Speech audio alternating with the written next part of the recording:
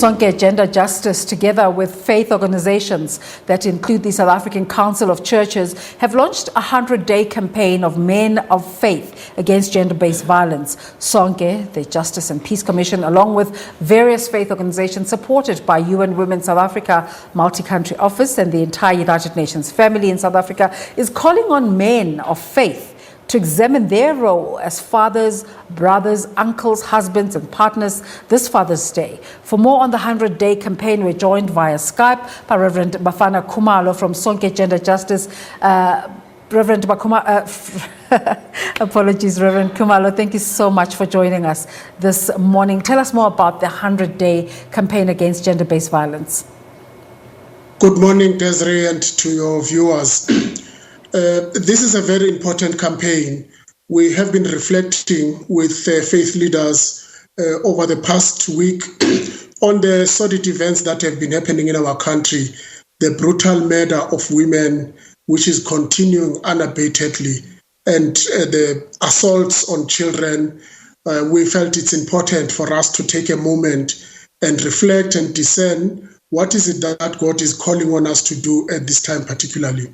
And we feel it is appropriate that we launch this campaign on Father's Day because we want to call on fathers that we need to reflect deeply about our role that we play in our families as fathers, whether we are earning the respect that our families are according to us as they wish us Father's Day today. A lot of campaigns against gender-based violence have been launched over the years, but we continue to see an increase in the number of cases. What do you think is the problem with men in our society? Well, I simply put it as the fact of the matter is that we're a patriarchal society in South Africa, and the sooner we acknowledge that, the better, because then our interventions will be targeted appropriately in the response that will lead us out of this scourge. Patriarchy is a system that accords men privilege that is unearned and gives them the right to treat those that they consider to be less than them in any manner that they want to treat them. And in this respect, women are simply objects for men's gratification. Unless we directly target patriarchy, we will never deal with the scourge of gender-based violence.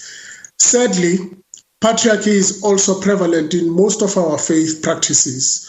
You know, the notions that only men can be leaders in churches or in mosques or in synagogues, the fact that it's only men that can take leadership roles, you know, is at the center of this thinking. So we need to really get back to the basics and acknowledge, at least from the Christian perspective, that all of God's people are created in God's image and no one is above another.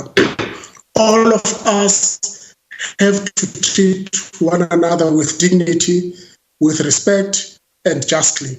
And the idea, therefore, of the 100 days, we felt, much as this is a longer-term campaign, but we need 100 days of focus within the faith communities where we will all be putting our shoulders to the wheel, as it were, in all efforts that will sensitize men in our platforms about the scourge of gender-based violence and mobilize them for a role that they can play positively to turn the tide against gender-based violence. We can no longer afford to be bystanders as we see women being brutally attacked almost on a daily basis.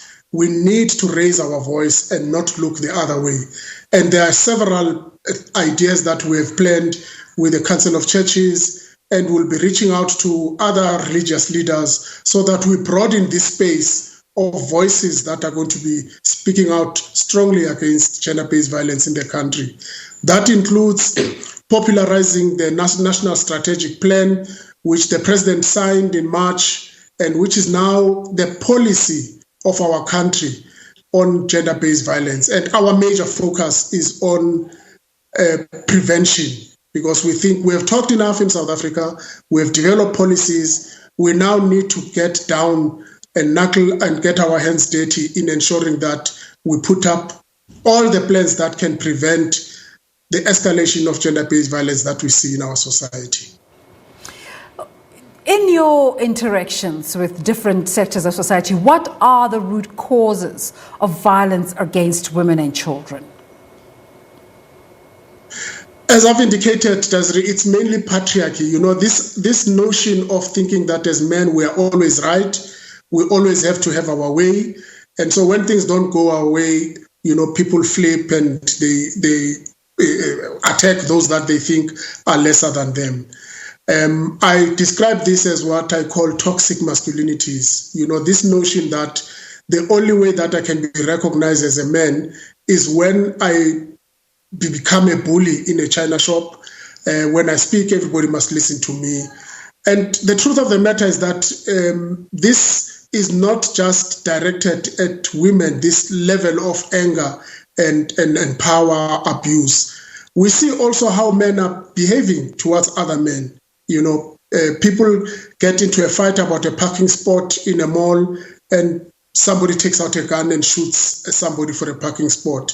We see how men are killing each other even over drinks when they are sitting in a tavern, or they are fighting over girlfriends and some such, because there's this notion that women belong to us, and if we want to prove who is the stronger one, we can fight it out, and whoever loses the relationship. Now, we need to directly look at these things. What are the means of socialization that we are all reared under as men that inculcates these values, these norms that teach us that we are better human beings than all other human beings, and begin to change the narrative that being a man does not mean you have to use power and use it to abuse others. You can be a man that is perceptive, that is supportive, that is loving, that is caring, and that does not make you less of a man. What are the key game changers to ensure that gender-based violence prevention and response in emergencies is prioritized? I think when we get more voices, particularly from leadership, male leadership, who are speaking against these episodes that we see in our country, when we see more men taking their rightful place in holding each other accountable, because the truth of the matter, Desiree, is that when violence happens, we are there, we are witnessing, we hear the cries, we see the blue eyes, but what is it that we do? Many of us either excuse the perpetrators or we look the other way. And we are saying we need to stop all of that. We need to speak out. We need to have what we call bystander interventions. Even if you don't want to get embroiled in the conflict yourself, there's a way in which you can either bring in social workers in that situation of your neighbor where you know there is trouble, or you can bring in a priest to come and talk to the family and make an intervention, or you can call the police. All these interventions are very important, because truth of the matter is that every woman who dies from a hand of an intimate partner, something has happened before and somebody has seen something happening, and then it escalates to a point where somebody dies. And I think we are all culpable in a sense, because when we continue to say, no, it's not my business, it's a private matter, I cannot intervene, we actually create conditions for women to continue to be vulnerable and be killed by their partners. And we believe that it's important, therefore, as we launch this campaign, that we collaborate with the women's movement. Women have done a lot in trying to respond to gender-based violence in this country, including marching in the streets, calling on leadership, you know, targeting the government, speaking to the president, marching every day, setting up shelters. All of these efforts need to be recognized. And as men, we need to come on board and partner with these efforts so that we have a groundswell of voices that speak against this scourge that is attacking our country. Thank you so much for talking to us this morning. It's a pleasure, my dear. Reverend Bafana Khumalo there from Sonke Gender Justice.